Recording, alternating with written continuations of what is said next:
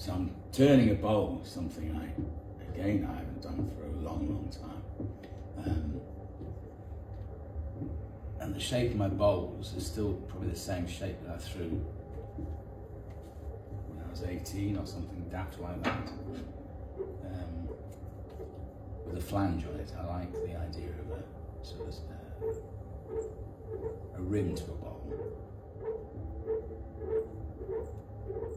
I'm not the best turner. I quite like turning, but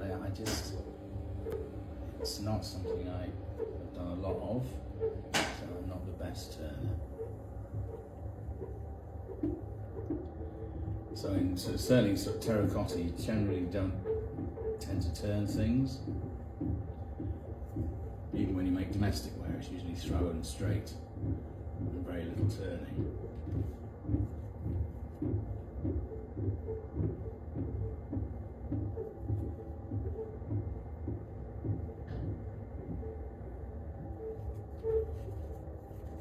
So I still find it hard to get the proportions of the foot ring to the actual bowl right.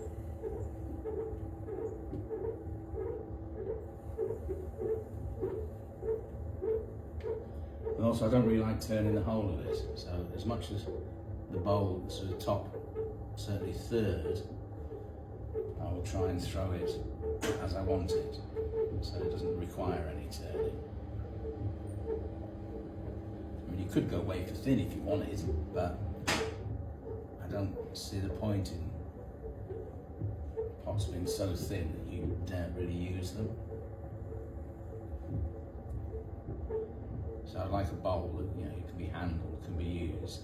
You throw your stuff in it. Bowls are usually, you know, most people buy a bowl and go, oh, I'm going to fill it with fruit.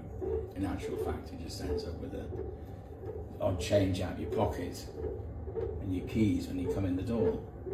So they need to be fairly robust. So I've always liked it, when I have turned, is leave the actual mark for turning. So in the top of the pot, there's a bit of a corkscrew.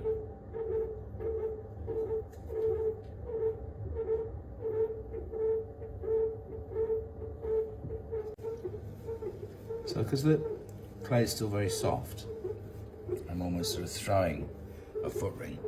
I quite like a foot ring that sort of bounds off the pot almost.